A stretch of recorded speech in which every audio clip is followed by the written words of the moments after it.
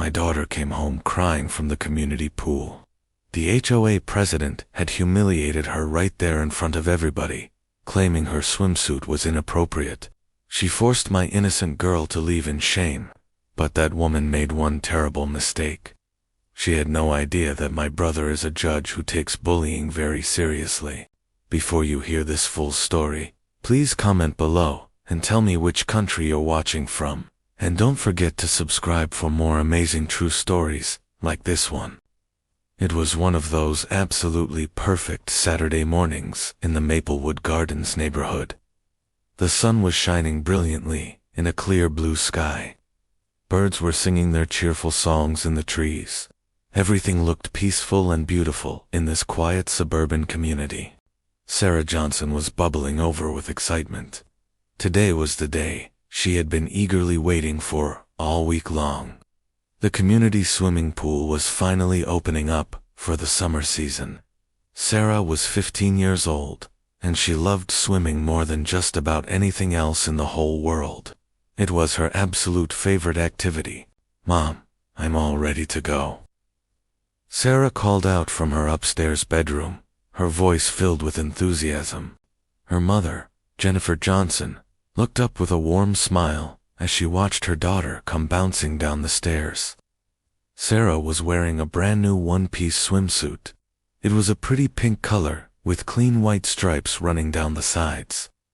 Jennifer had purchased it for Sarah just the previous week from a well-known popular store at the local shopping mall. The swimsuit was completely normal and appropriate. It covered everything properly, just as a modest one-piece should. It was exactly the kind of swimsuit that any typical teenager would wear to a public pool. There was absolutely nothing wrong with it whatsoever. Nothing inappropriate. Nothing revealing. Just a regular, normal teenage swimsuit.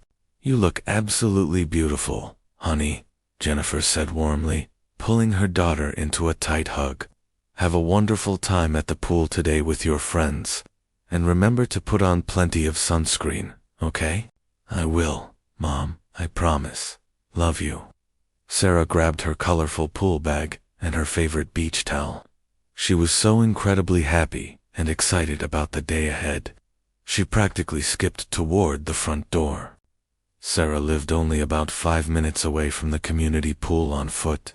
She walked there together with her two best friends in the whole world, Emma and Lisa. The three girls had been the closest of friends since they were small children in elementary school. They did absolutely everything together.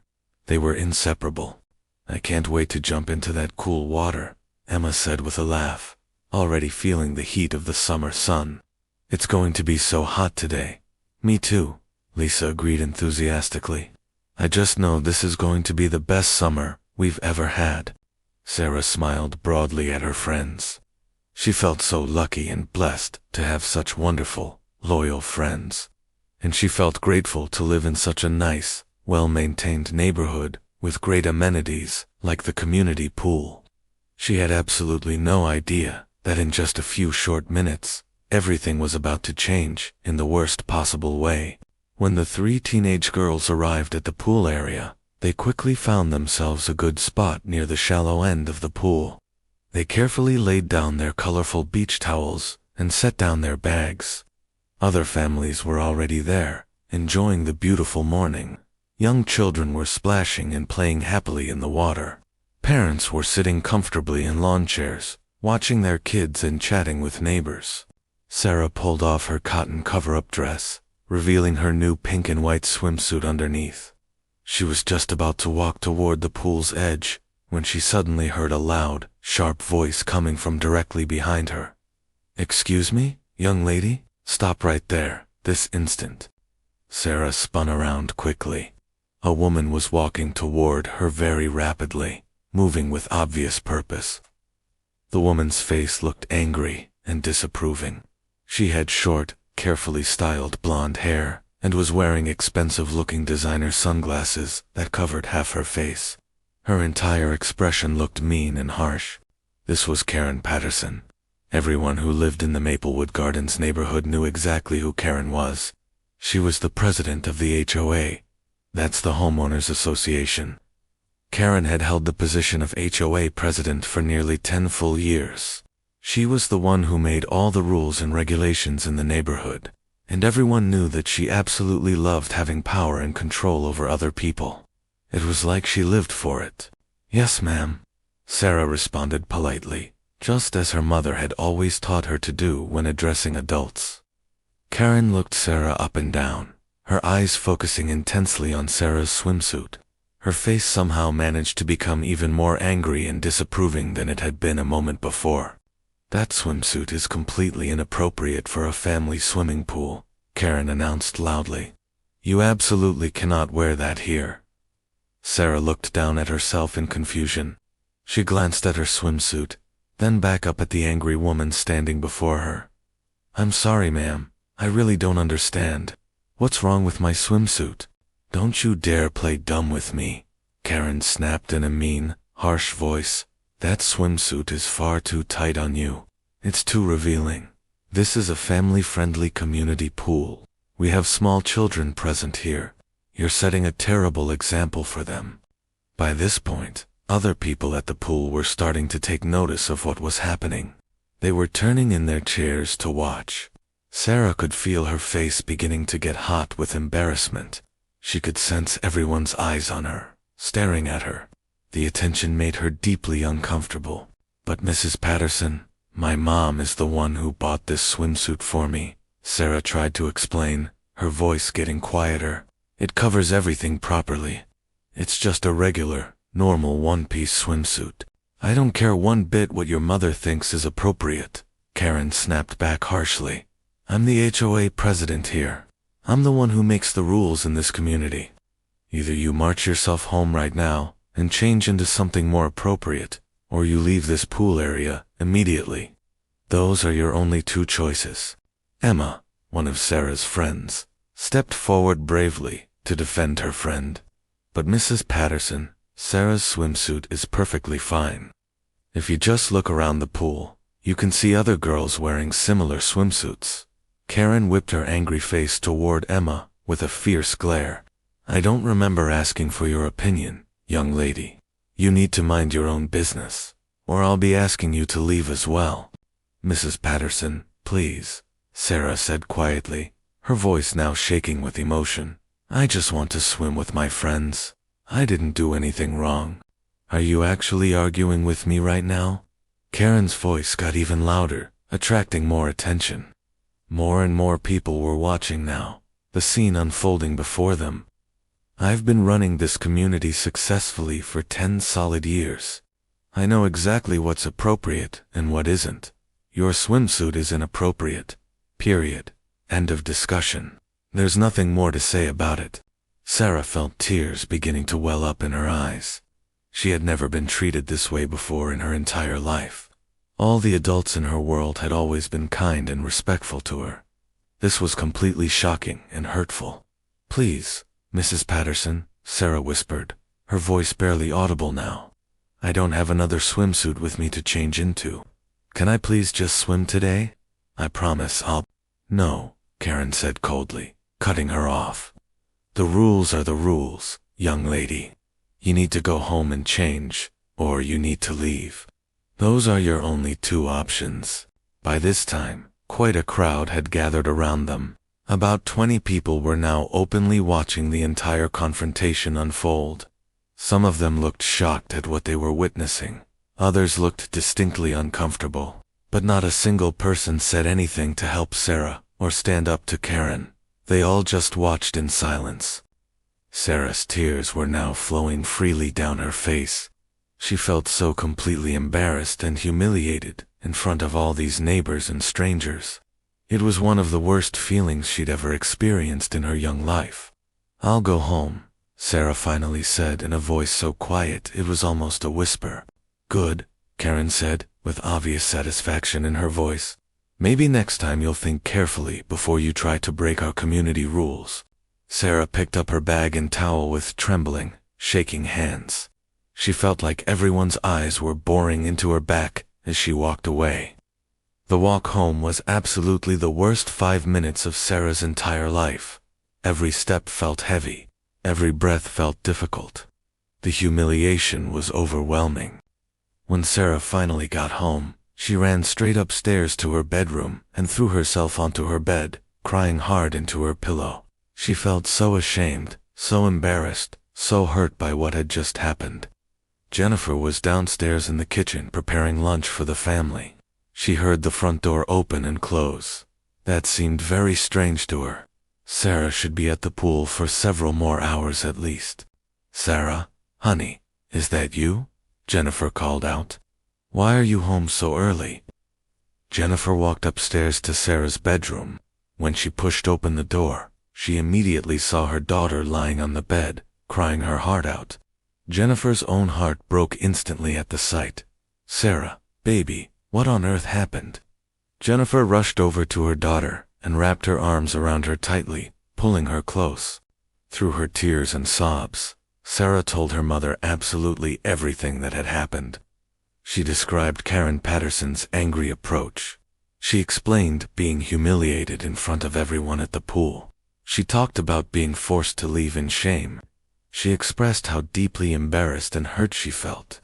As Jennifer listened carefully to every word, her facial expression slowly changed.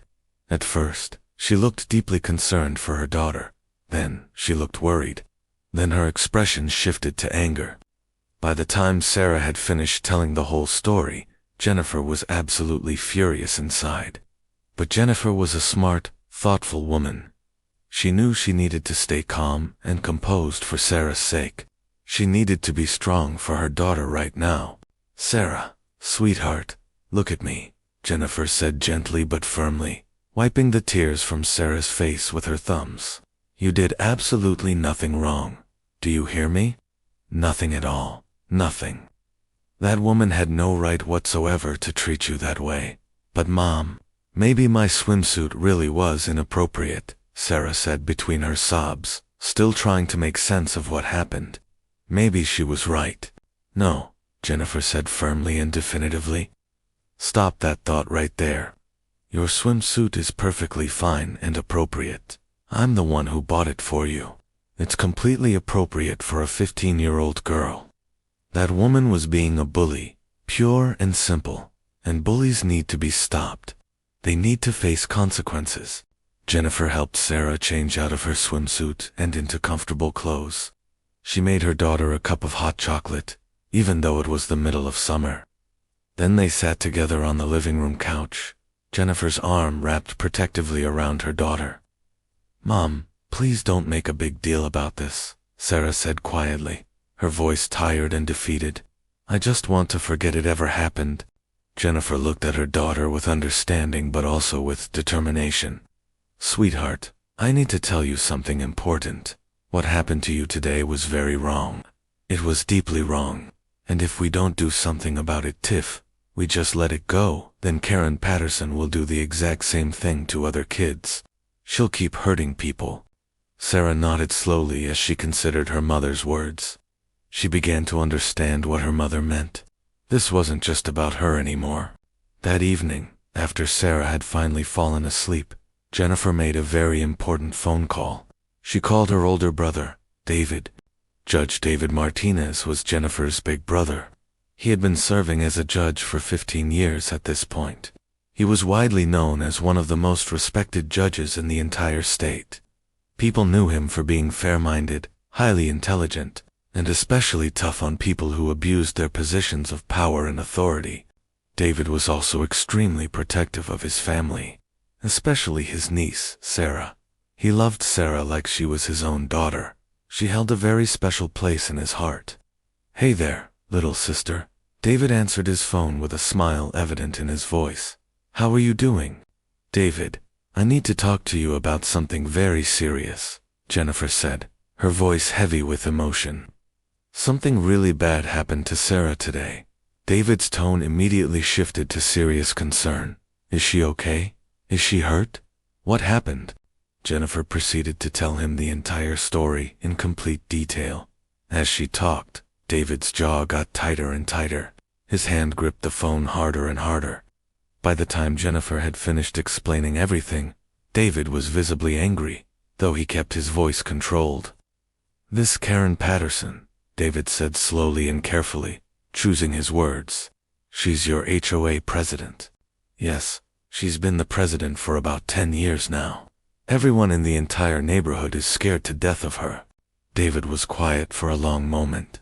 His mind was working, thinking like the experienced judge he was. During his long career, he had seen quite a few cases involving HOA disputes and abuses of power. He knew from experience that HOA presidents sometimes abused their authority terribly, and David absolutely hated it when people abused power, especially when innocent children got hurt in the process. "Jennifer, I want you to do something specific for me," David said, with purpose in his voice. "Write down exactly what happened today, in as much detail as you can remember. Get written statements from Sarah's friends if they're willing to provide them. Take clear photographs of the swimsuit Sarah was wearing. Document absolutely everything. Save every piece of evidence." "You think we should consider taking legal action?" Jennifer asked. "I think," David said slowly and deliberately, "that Karen Patterson just made the biggest mistake of her entire life. She messed with the wrong family this time." Over the next several days, Jennifer transformed into something like a detective investigating a case. She started systematically collecting evidence about what had happened to Sarah at the pool.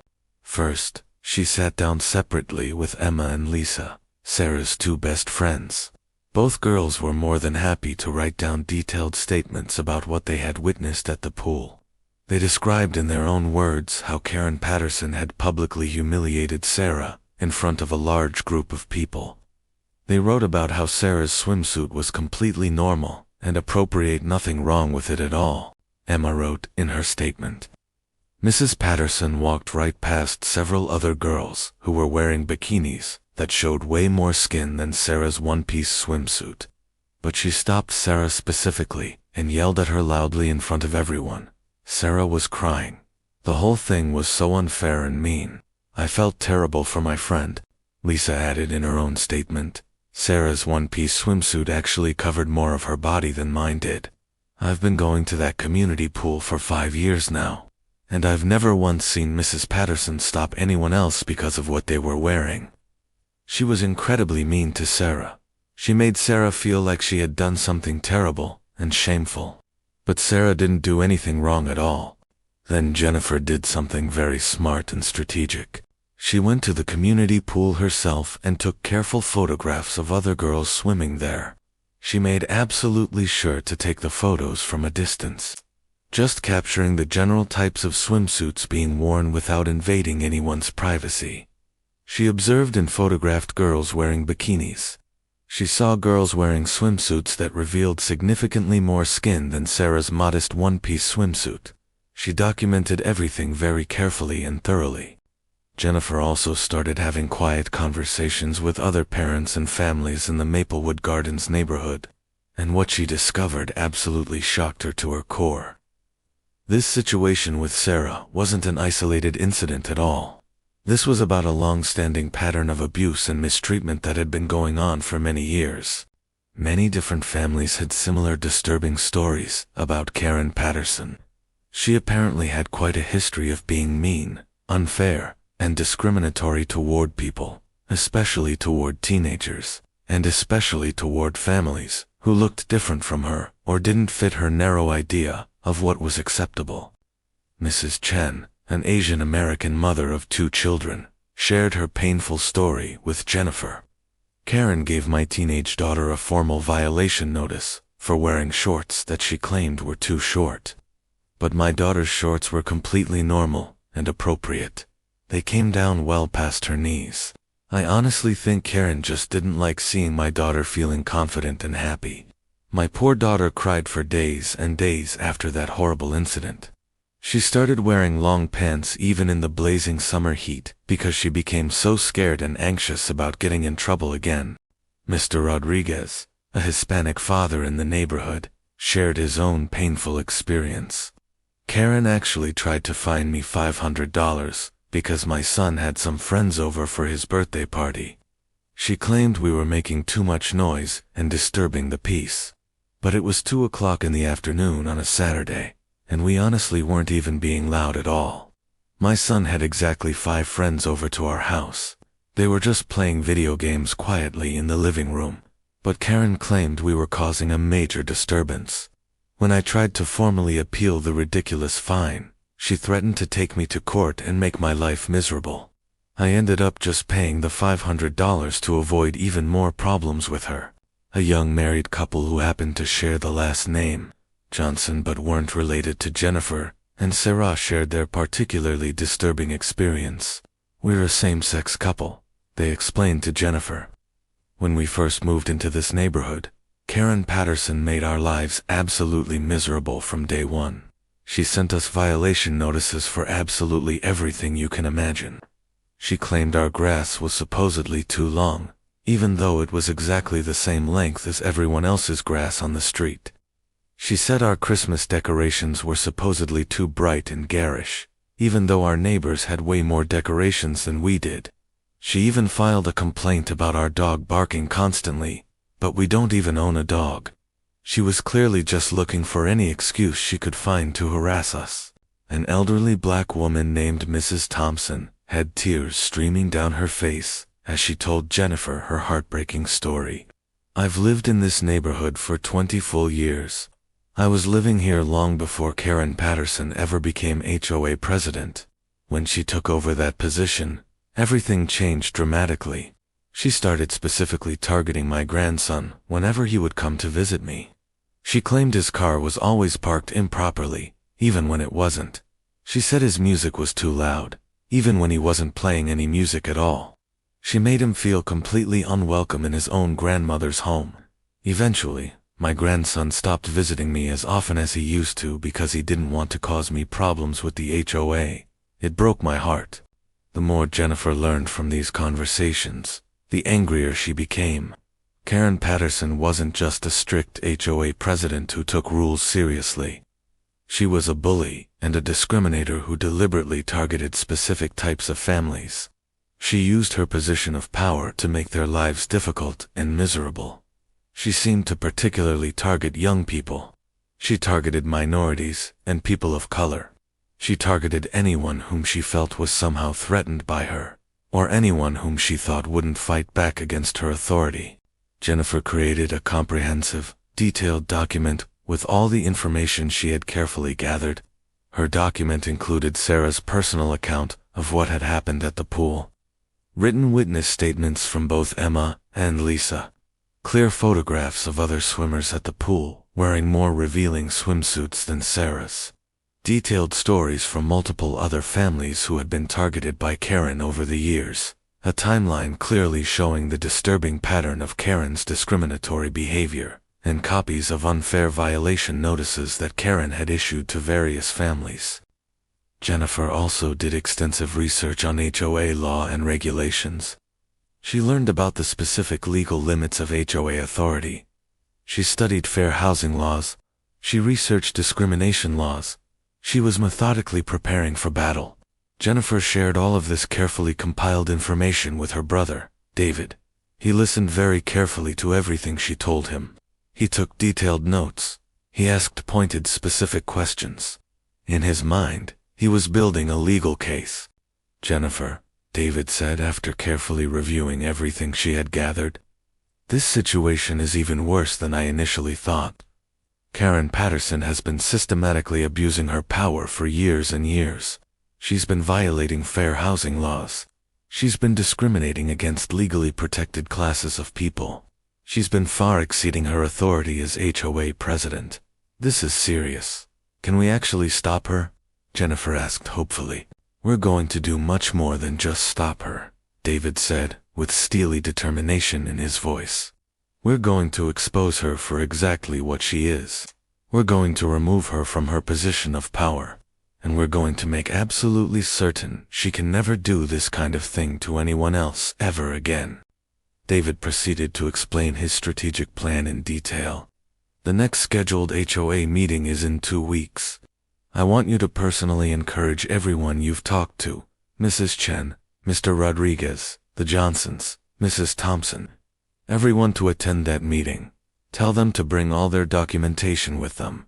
Tell them to be mentally prepared to speak up publicly. We're going to present a united front against Karen Patterson's abuse of power. We're going to show her she can't bully people anymore." Jennifer nodded with determination. She was ready for this fight. Sarah was ready. The entire community was ready. "Karen Patterson has been abusing her power for far too many years," David said firmly. "But now she's finally going to face real consequences. I personally promise you that." 2 weeks after the terrible pool incident, there was a regularly scheduled HOA meeting on the calendar. These meetings normally happened once a month. Usually, only about 10 people would bother to show up, mostly just board members and a couple of interested residents. But this particular time was going to be very, very different. Word had spread rapidly throughout the Maplewood Gardens neighborhood about what had happened to young Sarah Johnson. Many families were angry about it. They were tired of Karen Patterson's constant bullying and abuse of power. They were ready to stand up and speak out. When Karen Patterson walked into the community center building for the meeting that evening, she was genuinely shocked by what she saw. Usually, the meeting room was practically empty, but tonight it was absolutely packed with people. At least 50 residents were there, filling every available seat and standing along the walls. Karen felt a small flutter of worry in her stomach, but she quickly pushed the feeling away. She was the HOA president, after all. She had all the power and authority here. What could these people possibly do to her? "Good evening, everyone," Karen said as she took her place at the front of the room. "I'm quite surprised to see so many people here tonight. Well, let's get started with our meeting." Karen proceeded to go through the normal, routine business items on the agenda. She talked about upcoming landscaping work. She discussed parking regulations. She reviewed the monthly budget numbers. Everything seemed normal. Then a hand shot up in the back of the room. "Yes," Karen said, looking annoyed at being interrupted. Mrs. Chen stood up slowly. "I'd like to discuss the incident that happened at the community pool 2 weeks ago. The incident where you forced a 15-year-old girl to leave because of her swimsuit." The room immediately got very quiet. Everyone was looking at Karen now, waiting to see how she would respond. Karen's face flushed red. That matter was handled appropriately and according to community standards. The girl was violating our rules. "Really?" Mr. Rodriguez stood up from his seat. "Because I was actually at the pool that day. I saw the whole thing happen. That girl's swimsuit was completely appropriate. But you humiliated her in front of everyone there." More and more people started speaking up, one after another. Residents began publicly sharing their own stories about Karen's unfair treatment over the years. The room was getting increasingly heated with emotion. "Everyone, please, you need to calm down," Karen said, trying desperately to sound like she was still in control of the situation. "I've been the HOA president for 10 years. I know what I'm due." A new, calm voice spoke from the very back of the room. Everyone in the room turned to look. A tall man in a nice professional suit was standing up. He had a calm, confident way of carrying himself that commanded attention. This was Judge David Martinez. Karen didn't recognize him at all. She just saw another resident who apparently wanted to complain about something. "And who exactly are you?" Karen asked rudely. "My name is David Martinez," he said calmly and clearly. "I'm Sarah Johnson's uncle, and I'm also a judge for the State Superior Court." The room went completely silent. You could have heard a pin drop. Karen's face went deathly white. Her confident expression completely disappeared. David walked slowly and deliberately to the front of the room. Every step he took was calm and measured. He wasn't rushing. He wasn't showing anger. He was collected and professional, and somehow that made him even more intimidating to watch. "Mrs. Patterson," David began in a calm but firm voice, "2 weeks ago, you publicly humiliated my 15-year-old niece at the community pool. You forced her to leave because you claimed her swimsuit was inappropriate. Is that correct?" Karen's mouth opened and closed, but no words came out at first. I was just enforcing community standards," Karen finally managed to say weakly. Community standards, David repeated thoughtfully. Can you please show me where in the official HOA bylaws it specifically states what type of swimsuit teenagers are allowed to wear to the pool? Karen looked confused and caught off guard. Well, it's not specifically written down anywhere, but, so there's no actual rule about it, David said calmly. You made a decision based entirely on your own personal opinion and preferences. David pulled out a manila folder from his leather briefcase. Mrs. Patterson, I have here in this folder photographs that were taken at the community pool on the exact same day you confronted my niece. Would you like to see them? David opened the folder. Inside were the photographs Jennifer had carefully taken. They clearly showed multiple girls at the pool wearing bikinis and other swimsuits that revealed significantly more skin than Sarah's modest one piece. Can you please explain to everyone here, David asked calmly, why these girls were allowed to swim without any problem, but my niece was singled out and forced to leave? The room was absolutely silent. Everyone was staring at the photographs and then looking at Karen. The evidence was crystal clear and undeniable. Karen had singled out Sarah for no legitimate reason whatsoever. Karen's face was now bright red with embarrassment and anger. I can't watch every single person at the pool every moment. But you were physically there that day, David continued, calmly but firmly. Multiple witnesses have confirmed in writing that you walked right past these other swimmers to confront my niece specifically. Why did you do that? Karen had no answer. She just stood there in silence. David wasn't finished. Not by a long shot. I've also been carefully reviewing your entire history as HOA president, Mrs. Patterson. In the past 3 years alone, you've issued 47 separate violation notices to residents of this community. Of those 47 notices, 39 of them were given to families with teenage children. And of those 39, exactly 28 were given to families of minority backgrounds. That's a very interesting statistical pattern, wouldn't you say? Gasps of shock filled the room. People were stunned but not entirely surprised. Many had suspected this for years. Furthermore, David continued, I've also carefully reviewed the HOA's financial records, which are public documents. I found several significant irregularities in how community funds have been spent during your tenure. Karen's eyes went wide, with obvious fear. Her face somehow went even paler. What I'm saying, David said calmly, but very firmly, is that you've been systematically abusing your position as HOA president for years. You've been treating residents unfairly and discriminatory, especially young people and minorities. You've been creating rules that don't actually exist in the bylaws, and you may very well have been misusing community funds for personal benefit. The room erupted in angry voices.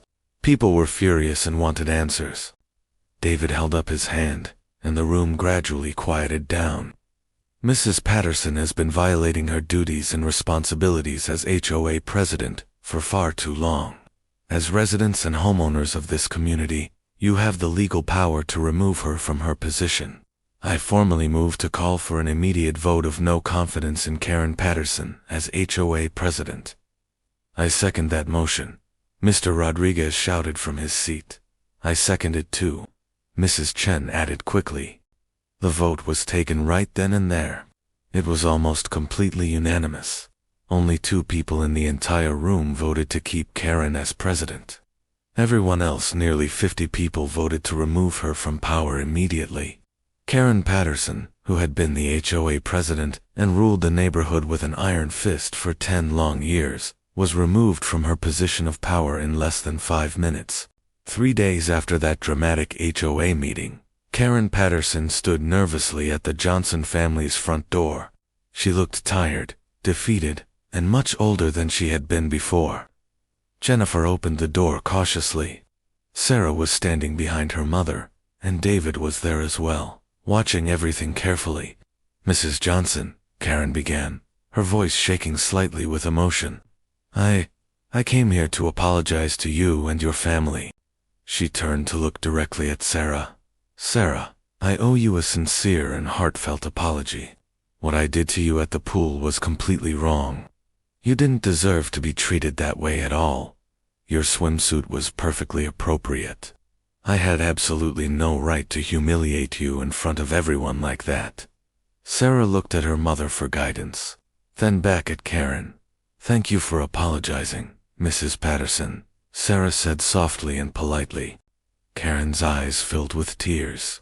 "I've resigned from the HOA completely. I've also written formal letters of apology to every single family I treated unfairly over the years, and I've agreed to pay restitution for any improper fines I wrongly issued to people." She reached into her purse and handed Jennifer a white envelope. "This is a check for Sarah's college fund.